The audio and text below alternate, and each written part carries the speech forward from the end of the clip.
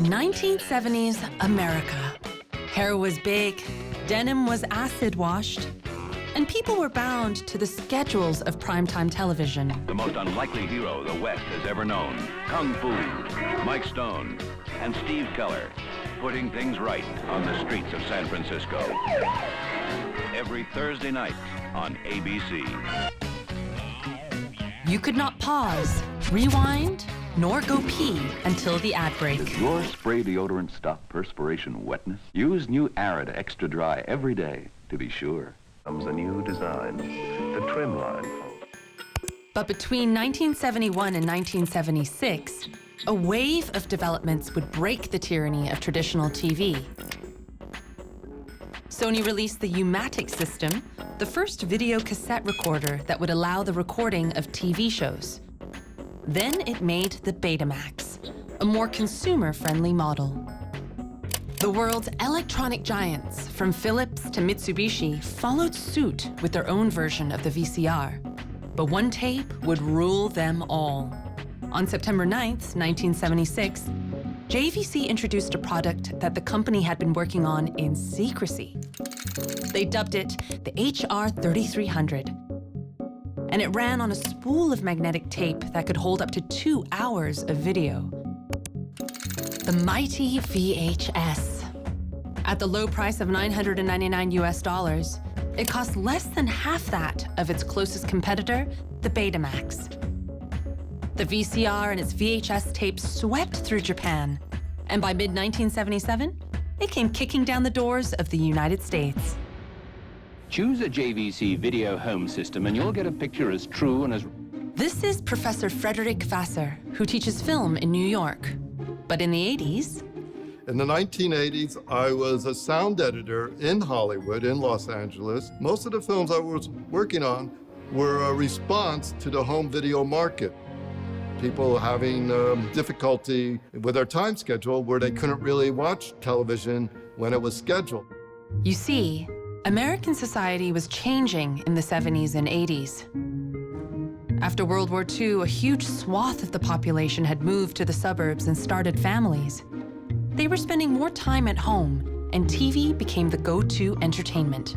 At that point, there is also this idea that they want to spend quality time in their house. That's why they want to actually also be able to see, films at their own time, and be in charge of their own viewing experience. People get themselves some copies of videos, and what they do is they start renting them to other people. So this is in a very grassroots way, this phenomenon starts. In 1977, George Atkinson, a one-time stuntman and occasional actor, opened the first commercial video store in the US. For a membership fee, you could rent one of 50 films he carried for the princely sum of $10 US. Despite that, the business model took off. Soon there was a video rental store on every main and not-so-main street. Before Netflix and chill, there was Be Kind and Rewind. It becomes mainstream that everybody could get access to a video store about 1981. There were at the height of it, there was about 30,000 video stores from coast to coast, surpassing the number of movie theaters.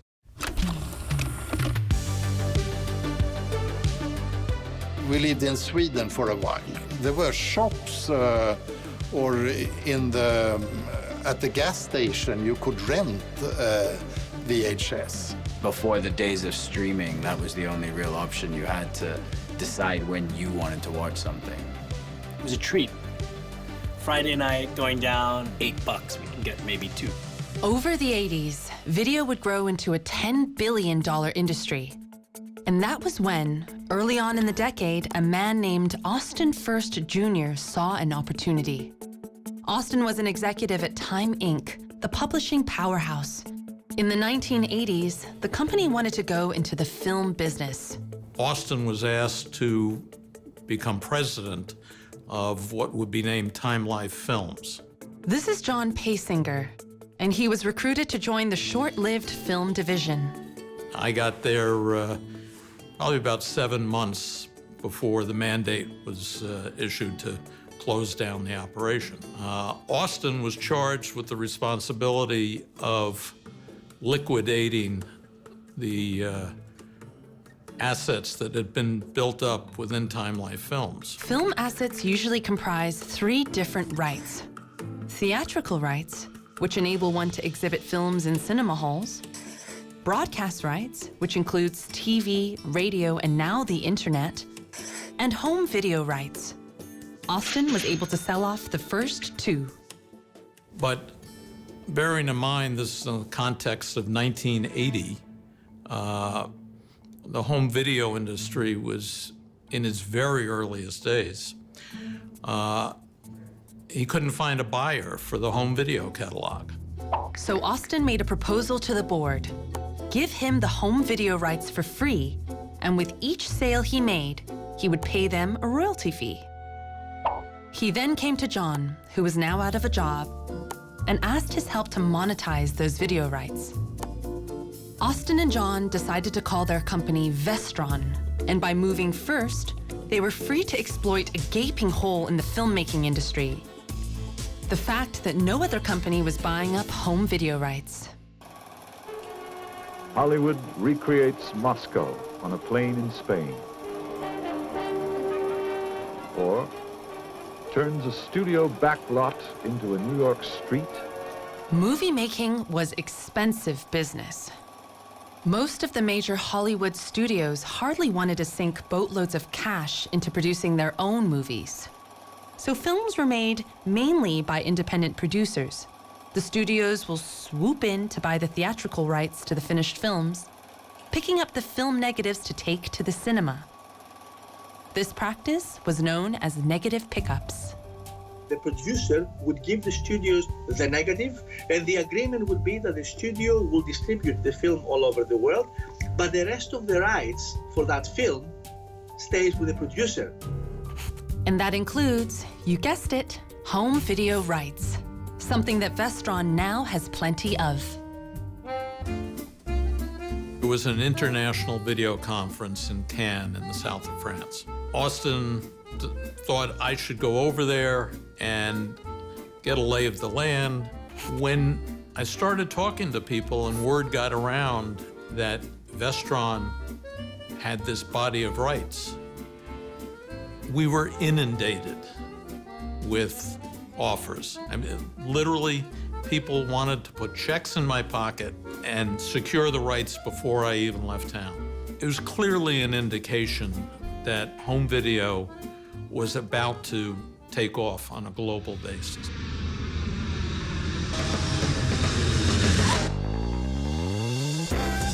At the same time, Austin and John were plotting their domestic launch at the Consumer Electronics Show in Las Vegas. I flew around the country and started lining up wholesalers, distributors. I wanted them to come to our opening presentation in Las Vegas. And if they delivered that check that day, we would offer them a 3% discount on their entire order. I remember telling Austin about it, and he said, well, you know, let's hope somebody shows up at our presentation.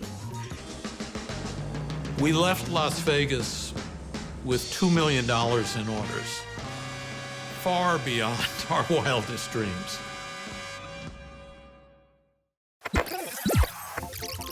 Fast forward years later, another company would also attempt to deliver entertainment to consumers with a new medium. Netflix.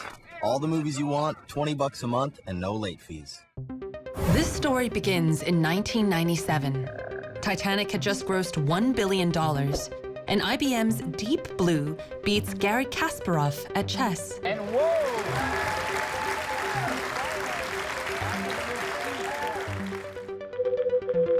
The internet was still in its infancy. Think of the dark days of dial-up.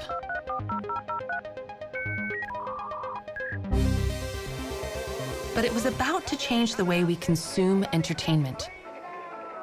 Hi, I'm Brandy Little, and I'll be taking you through the Blockbuster customer service program. In the last few years, the retail business has become increasingly... Gina Keating was working at the business desk at Reuters at a time when the home video rental chain Blockbuster was all the rage. Blockbuster was the only place that you could rent a video. However, their customer service proposition was absolutely awful. Who has not had a terrible experience at Blockbuster? I mean, how many times did you go in to rent a video and have a huge late fee and argued with the clerk? I return those movies and every other movie that I've ever rented. Blockbuster was in no hurry to reform. After all, the video rental chain raked in $785 million in profit in 1995, with much of it coming from overdue penalties. 60, 70, 80, and 1, 2, 3, 4. You kept it out more than 3 days, then you had to pay a fee. I had forgotten about one video and it was very late, so I had a big fee, and you just feel stupid about it. This is Reed Hastings, the head honcho of Netflix. In 1997, Reed and his carpooling buddy Mark Randolph were toying with the idea of starting an e-commerce business, and they settled on video. We were looking for potential new business ideas, and a friend told me about DVD, and I realized, oh, I bet you can that post, because it's very lightweight, about 20 grams, that you could do essentially a Blockbuster by mail. So they went down to a record store in Santa Cruz, bought this compact disc, stuck it into the greeting card envelope, addressed it to Reed's house, and then mailed it there in Santa Cruz. And it arrived the next day at Reed's house. It was unbroken, and they said, this is gonna work. I'm not sure if you would call it visionary. You take Blockbuster and Amazon, and you cross them. On April 14th, 1998, the Netflix site went live. They received 108 orders on day one, beyond anyone's wildest expectations. But what no one could predict was how this little company would one day change the world of entertainment.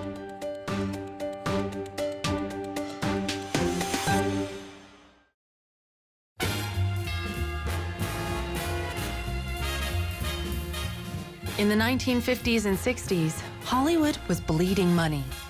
Most of their films were political and counterculture, like Bonnie and Clyde, 2001: A Space Odyssey, and The Graduate. Only 1 in 10 productions made a profit. 2 new guys, Steven Spielberg and George Lucas, and they come up with a new formula that's no politics or very little politics, pure entertainment, and put a lot of money into it. And this turned out to be the new formula for a mass audience that Hollywood could count on. This formula would become known as the blockbuster, a high-concept film whose plot could be described in less than 25 words, easy to understand, easy to sell. The 70s and 80s would be called the blockbuster era. So look at Jaws, Shark Attack, on a beach community. Star Wars, Rebels versus the Empire in outer space. This formula put Hollywood firmly back on the path of profitability. By 1985, over half of all films released turned a profit and became some of the United States' most valuable exports. In Asia, consumers embraced American blockbusters. By this time, pre-recorded video cassette tapes meant for home viewing have also taken America by storm. And a startup company called Vestron was rising in the home video market with a strategy that couldn't be further from big money, hit-centric Hollywood.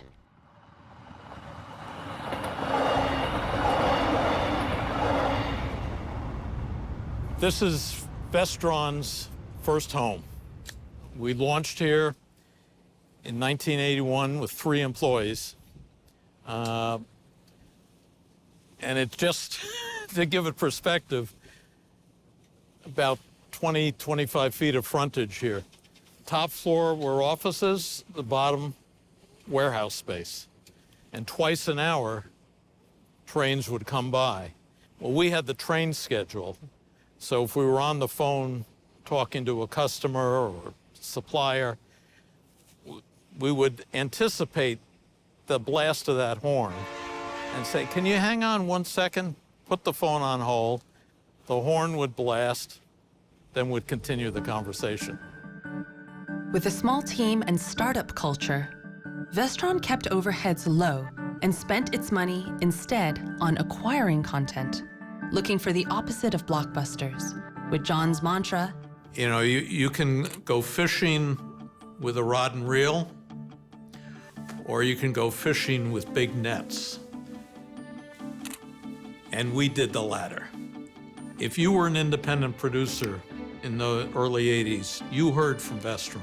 Well, my friend was actually present at some, conference where they were selling movies, and he said the Vestron people would just come in and buy everything, as much as they could.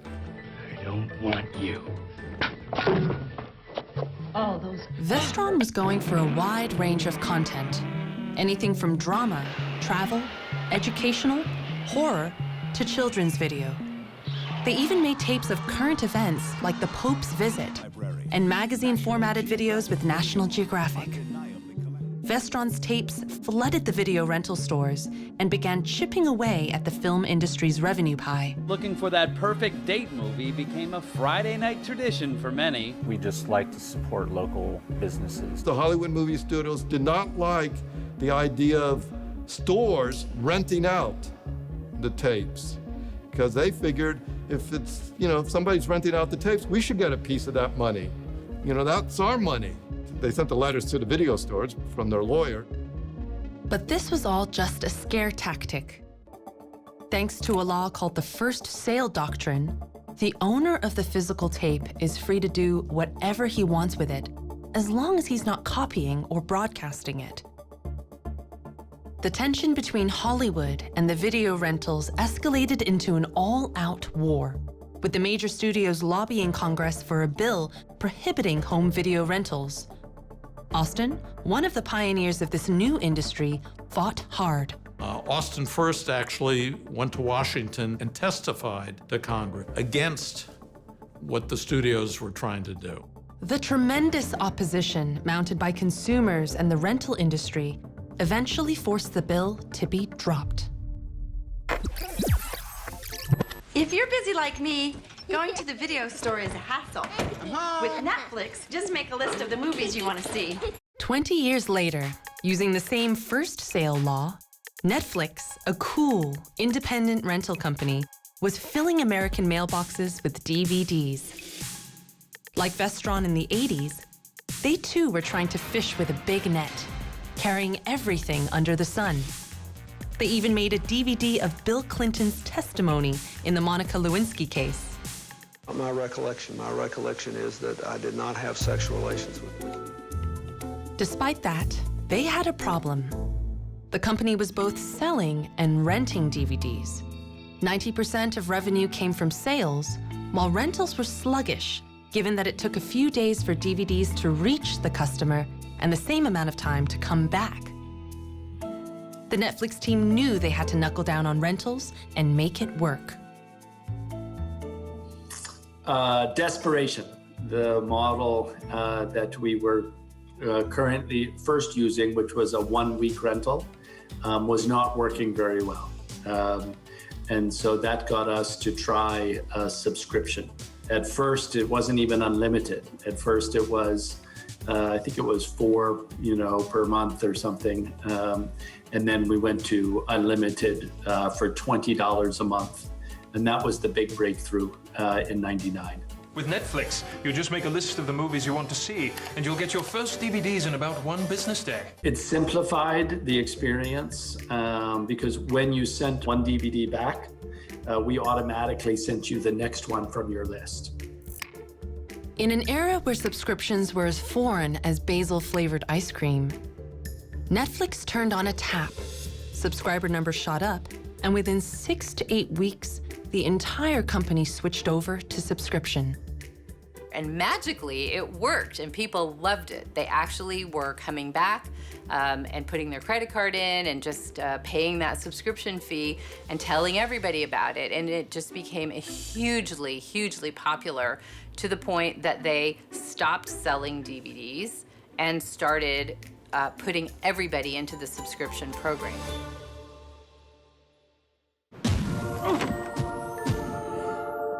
Finding the right movie to rent hasn't always been easy. With Netflix, you can get the details on all 50,000... The small startup may have found a stopgap solution for the time being, but it was far from being profitable. We were losing money every year for the first couple of years. So all we thought about was survival. And soon, it will meet even bigger money problems and a generation-defining stock market crash. Well, it's not meltdown, it's not Armageddon.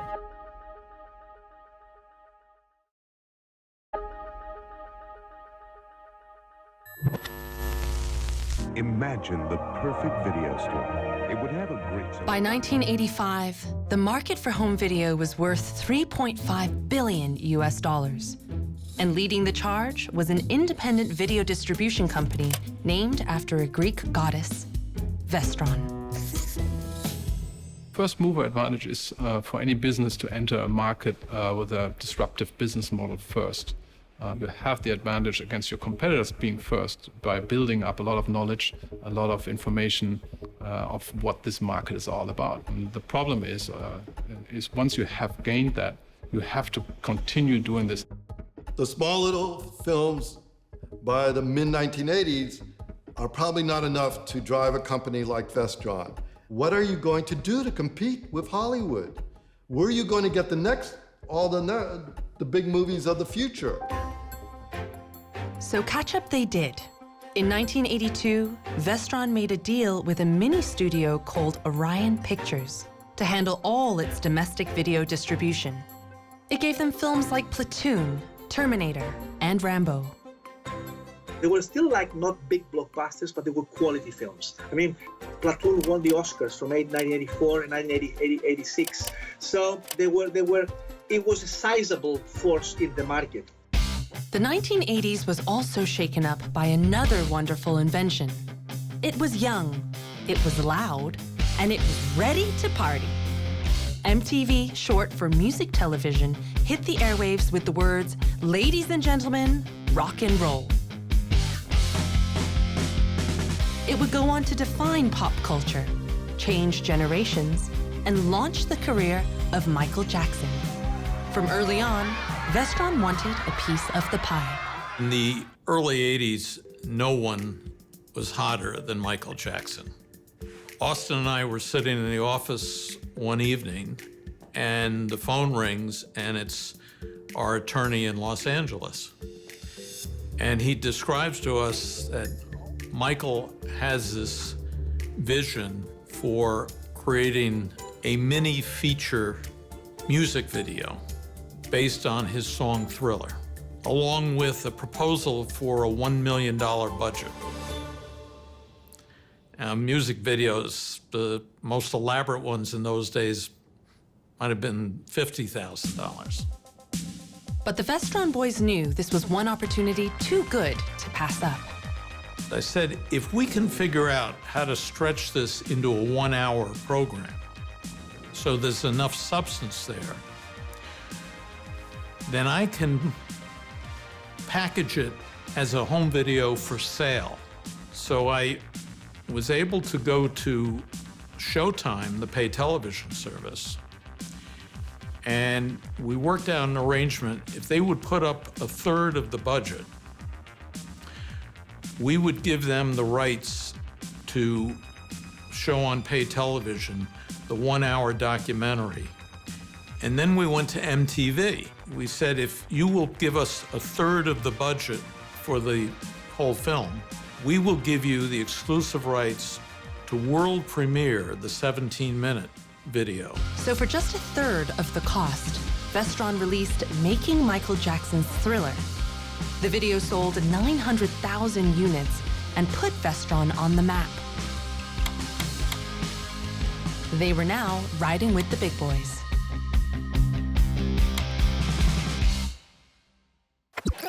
Fast forward to year 2000. Netflix was a DVD rental startup looking for a foothold in both the tech and entertainment industries. All the DVDs you want, starting at only $9.99 a month, no late fees.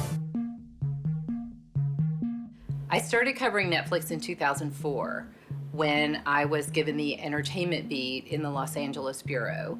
And they were given to me along with some other really big publicly traded companies like Disney, DreamWorks, Pixar. And they were this really small company, and I didn't really understood how it worked. I didn't understand exactly what they did. So I had to get this kid who was 26 years old at the time and was the only guy in the office who understood what this company was. And he got me online and showed me how to rent a movie. And I thought, why would anyone ever do this? In the late 90s, thousands of internet companies, or .coms, like Netflix, mushroomed across the United States on the back of investor confidence that anything online was going to be worth millions. A bubble formed, driving up the NASDAQ stock index by 400% in 5 years. But right at its peak in 2000, news that Japan had once again entered into a recession triggered global panic selling. As fast as the market had inflated, it plunged to pre-bubble levels. Netflix, having grown its subscriber base by offering free trials and other deals, was bleeding money. It had accumulated $50 million in losses. Open late every night. To try and save themselves, they tried to propose an unlikely partnership with their biggest competitor. They went to Blockbuster to try to sell themselves to Blockbuster. They wanted to be the digital part of Blockbuster. And the Blockbuster guys kind of laughed in their faces because Reed Hastings asked for $50 million to buy the company. And the Blockbuster guys just thought, well, we can do this a lot cheaper. With no deal from Blockbuster, Reed and his team fell back on the belief that started the company in the first place. Internet TV was going to be all of TV. We always knew we wanted to deliver over the internet. That's why we named the company Netflix, so net for internet, and Flix is American slang for movies. We didn't name it the company DVDbymail.com or something. So we were just waiting for the internet to get fast enough. But they were not the first to attempt this. The year 1998, the company Hong Kong Telecom, spending an astronomical $1.5 billion, they launched a service called ITV. Their grand plan was to deliver hours of movie, music, radio on demand through a set-top box connected to the internet. And how would they achieve that? By covering the entire territory with high-speed fiber optics. Despite the massive hype, it was a total flop. Content licensing issues and customer confusion at the new platform meant that even at its peak, it had just 90,000 subscribers.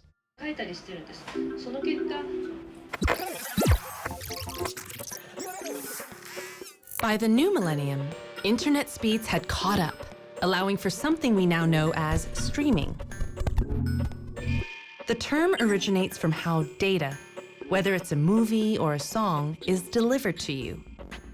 Rather than send the entire data at one time like a download, streamed data is being sent continuously in real time through the internet like a stream.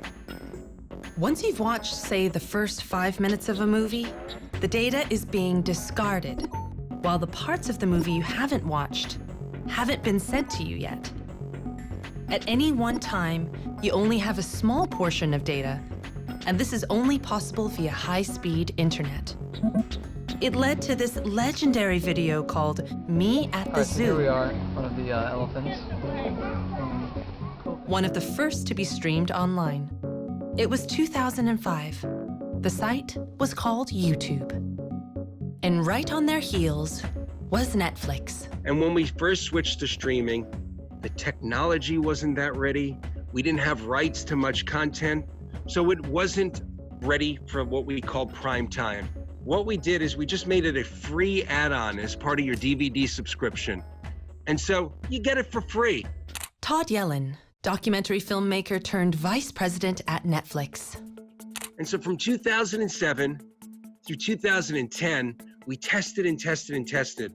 We got more rights from different studios to, put on better TV shows and movies.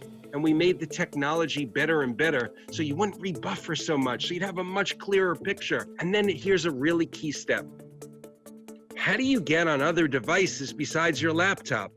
And so our first deal we made to get onto a TV was with LG, the Korean company, which distributes TVs. Then we made a deal with Microsoft. And it's like, how about when you plug in your Xbox, you can watch Netflix too? And then we made a deal with Nintendo, and you plug in your Wii, and there was Netflix. And then soon after, we got it onto the phone. And that was a big step. So now you can watch whatever you want, whenever you want, on any device you want. Long road to confirmation. I protect your identity. And Netflix came up with a way to get people glued to their screens with binge watching. One day, one night, the whole day. Can we not please show this to my mom? When I was watching Fauda, I was stuck morning to night, literally. That's why my phone got confiscated. Some of these series that they send on Netflix they just go on forever. I like stories to have a start and an end. It's a commitment problem. I feel that if I watch a show on Netflix, if you watch one episode, you're sort of committing yourself to watch an entire season of something. But what stops you? Guilt, usually, then should I be doing something better with my life? With so many TV shows and movies, we don't want people looking and not sure what to watch. So it's very important for us to put the right title in front of the right people at the right time.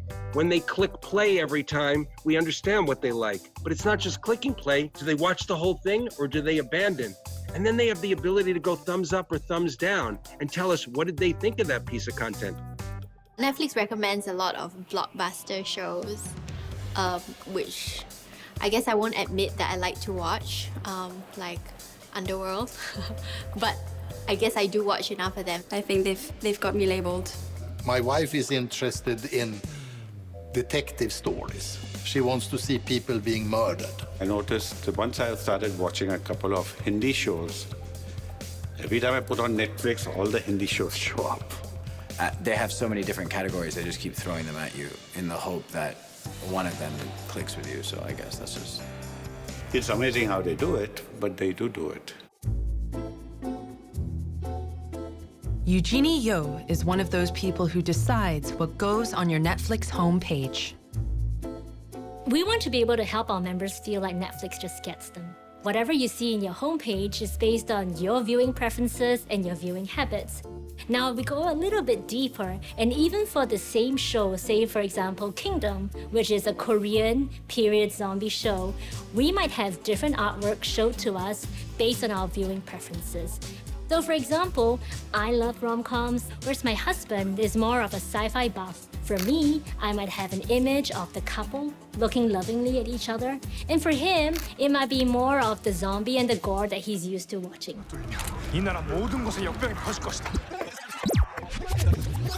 Back in 1985, Austin First had decided to take his home video distribution company, Vestron, to the capital markets. It went public on the New York Stock Exchange with an IPO of $440 million. At its peak, sales approximated $350 million annually. By this time, competition in the home video market has heated up. Deals that Vestron used to rely on to fill their catalogs, like the Orion partnership, were not being renewed. And new video rights that used to go for cheap now cost a few million. We recognized that we had to be developing our own product. A little home video company in Stamford, Connecticut was now going to make movies and distribute them into theater. And with that, anybody in Hollywood, many other places in the country, that had a script that had been gathering dust on the shelves, dusted it off and sent it to Vestron. So we waited through hundreds, if not thousands, of scripts. The one that immediately caught our eye, it was a wonderful coming-of-age story of a takeoff, the ugly duckling becoming the swan. That little script went into production, and in 1987, Vestron Pictures gave the world one of the most memorable films of all time, Dirty Dancing.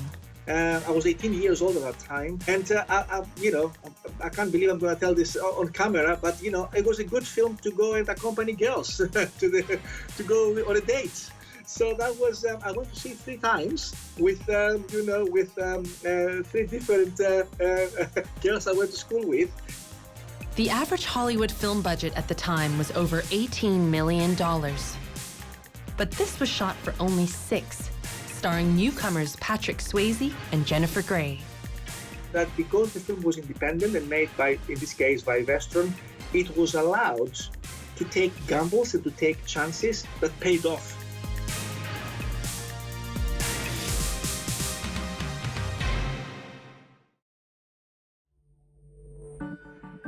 In 1987, Vestron Pictures made a wildly successful film, Dirty Dancing, for a mere $6 million.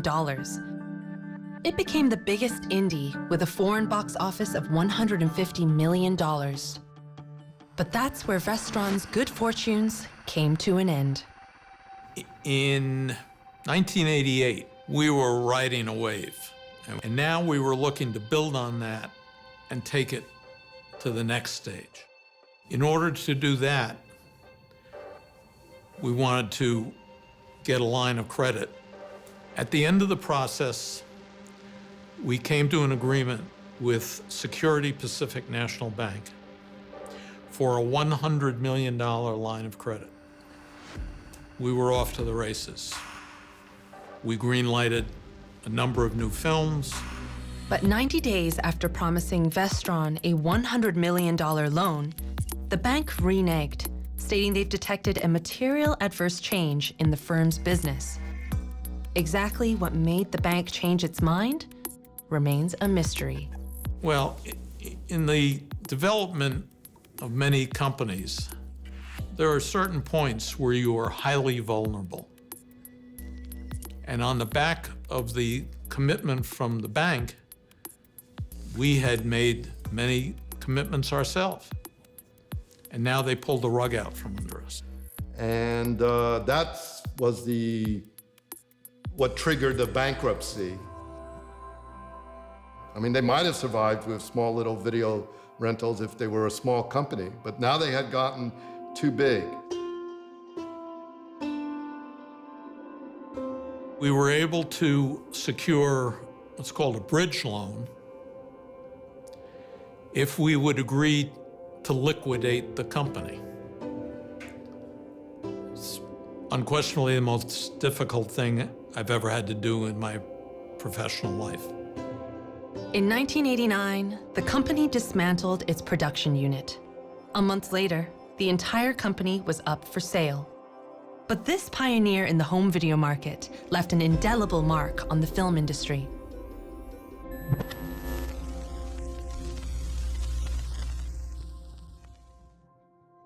By 2013, the streaming race was well underway.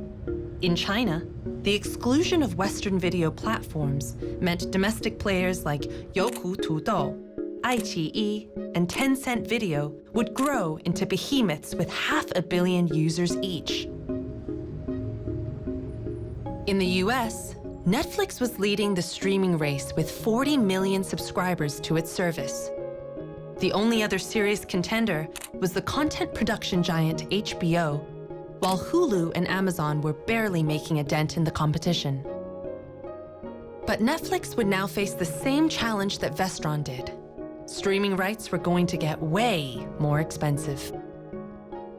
2012, 11, the studios started talking rather in a hostile fashion about Netflix and saying that as soon as those deals expired, they were going to take back their rights and try to do this streaming thing on their own.